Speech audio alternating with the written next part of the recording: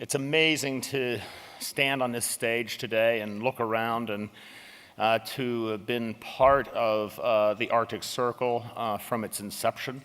I have to commend President Grimson on his vision, and Alice Rogoff, who 4 years ago had us up to Anchorage to discuss Arctic issues together.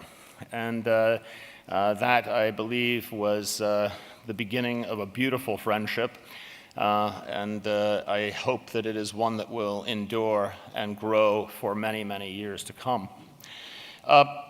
As I became more familiar with the situation in the Arctic, and not only the issues of climate change, but also around the issues of economic development, I was challenged, particularly by Alice, to take the skills and abilities that were given to me by the good Lord and to try to apply them to the Arctic so that we may look at a future in the Arctic which is one which in history may be viewed in retrospect of one of great benefit to the indigenous people and one of responsibility on behalf of global citizens to build a sustainable environment in the Arctic to benefit those who live there and those who live elsewhere on the globe.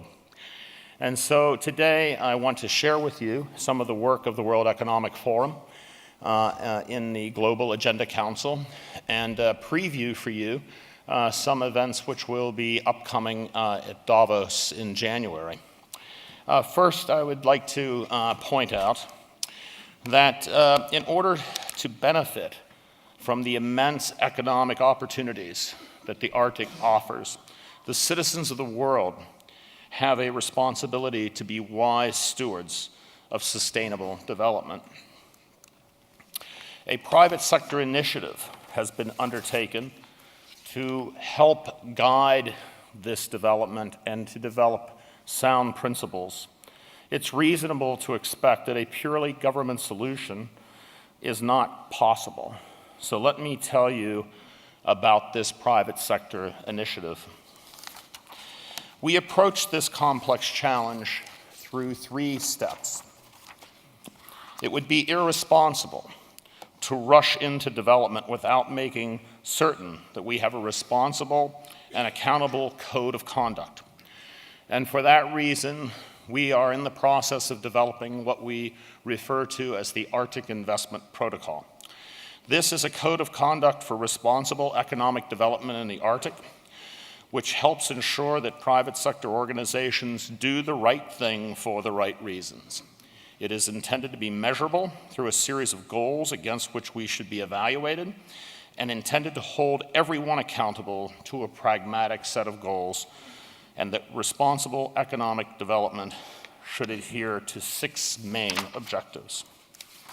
The first is to build resilient societies through economic development in the North. This should create enduring jobs, promote capacity building, and encourage local ownership. It is also being done in cooperation with the United Nations to promote the UN Sustainable Development Goals and to create a better standard of living throughout the Arctic, both by the development of infrastructure and through investment in the peoples of the Arctic. 2, the second objective would be to respect and collaborate with the indigenous and local communities. The Arctic people should be engaged in an inclusive dialogue on the practical benefits from economic growth, and development should not be imposed from afar. Through active collaboration, we can reduce the economic disparities that we see in so many Arctic regions.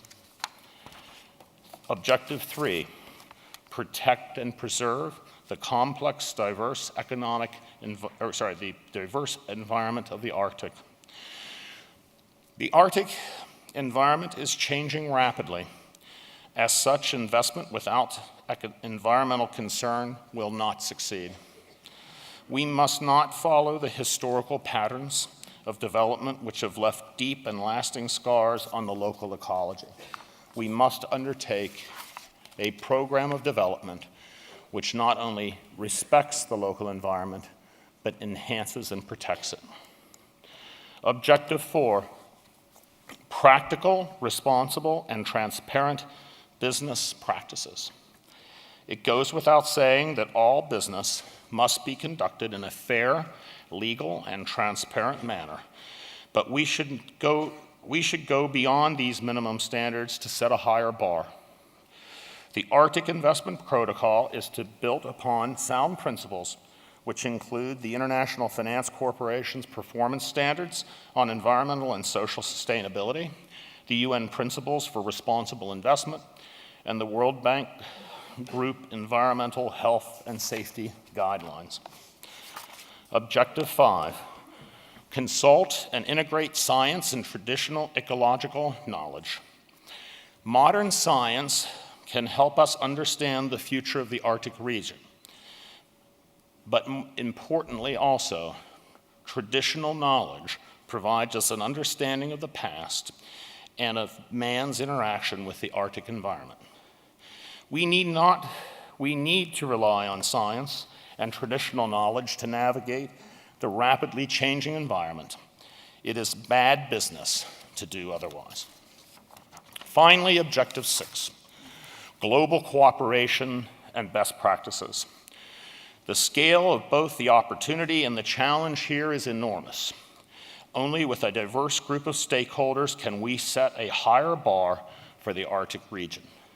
The institutions that you see listed here have already been engaged in this discussion and are fully participating and supporting the development of the Arctic Investment Protocol.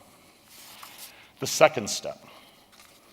The second step sounds less lofty, but is extremely important and practical. That is the development of the Arctic Infrastructure Inventory. At present, there is no one compendium of what needs to be built or created for the Arctic.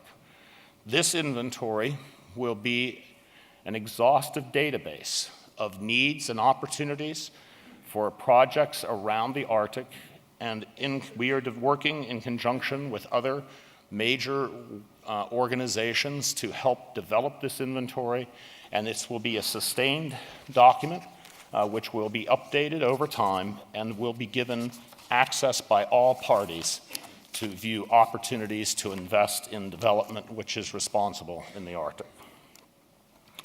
Finally, there's a third step.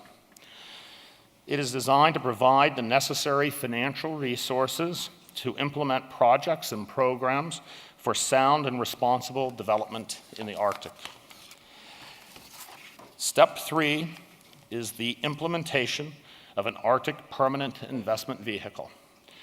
Our goal will be to create a new permanent investment vehicle which can provide funds for projects and initiatives which will positively impact the Arctic. One of the key considerations and an absolutely necessary precondition to receive any funding from the Arctic Investment Vehicle will be an absolute adherence to the Arctic Investment Protocol. The Arctic Investment Protocol is not a perfect standard. It is not the highest standard, but it is a higher standard than we operate today with. I believe the Arctic Investment Protocol represents a very important first step to raising the standard and behavior of business and industry along with governments in the Arctic that will be the initiative that we need so that we may all agree that there are certain minimum standards for activity in the Arctic. We are hoping that other people will, over time, raise the bar and establish even better standards. But the advancement of the Arctic Investment Protocol at this time is an opportunity to take responsibility on the part of the private sector to protect that part of the world which is extremely important to all of us. It is with great enthusiasm that My colleagues and I will be meeting in the next 2 weeks in Abu Dhabi to discuss the protocol further. The protocol has been circulated and vetted by a large number of stakeholders, and in January, it is our intention at that time to publicly announce the final written protocol, which will at that time be endorsed and witnessed by many players throughout the world. Many of the largest corporations in the world, in conjunction with a number of non-governmental organizations, have taken it upon themselves to voluntarily agree to an operating standard which is higher than that which is currently required and consistent through the Arctic. Let us commit ourselves to the advancement of this protocol, and let us not let the objective of reaching perfection stand in the way of obtaining the excellent. For it is time for us to move, and we must move quickly. President Hollande has given us a challenge, and he is right. We cannot wait. And the Arctic Investment Protocol is our opportunity now to step forward and take that first step. By the faithfulness and grace of the Almighty, we cannot fail, and by His provision, we must rely to succeed.